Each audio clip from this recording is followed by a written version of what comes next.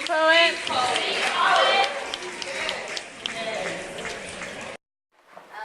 This is my first time too. Woo!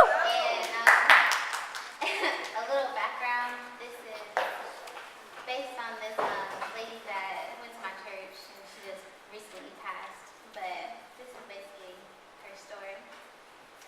It's called Making Love to Pain and Misery. Let me tell you a little story. It starts like every other story. We had the same friends, then became friends, and then lovers. It had been 6 months of late night texts and sexual encounters that we both knew weren't going anywhere.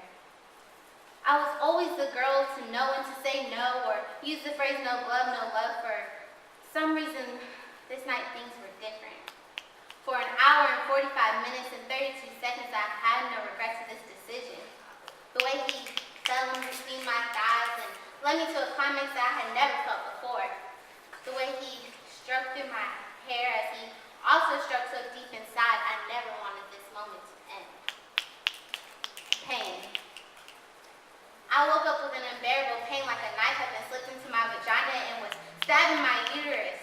Doctor said genital herpes, but all I heard was your insides have been internally ruined by the one you trusted, and he has betrayed you to the maximum level, and after 2 hours of pleasure, you will be followed by 5 to 10 days of agonizing pain, and you will no longer need friends because these pills 3 times a day and this numbing gel will ease your pain for a while. Misery. Every night I lay in bed with a man that has ruined my entire sex life to the point where I have been that I should have a sign of permanent damage on my forehead.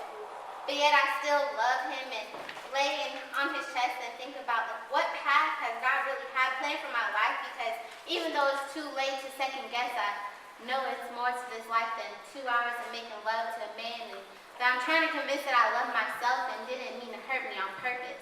Then waking up, making breakfast for 2 kids while I'm going through 5 to 10 days of pain with a smile on my face, while each day I'm overwhelmed with my misery. I tend to look in my daughter's eyes and lie, because telling her the truth would be admitting that I made a mistake, so I lie and tell her that only her husband deserves everything she has to offer, and that only her husband will know and respect her body's true values. And I remind her that those little boys on the football team trying to chill is only the devil trying to trick God's angel.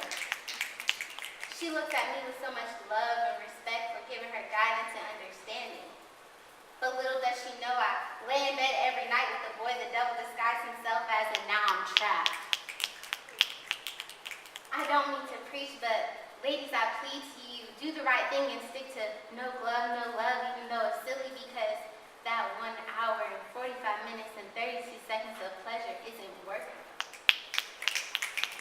And I learned the hard way, you see, because now I'm stuck making love to pain and misery. Speak, poet.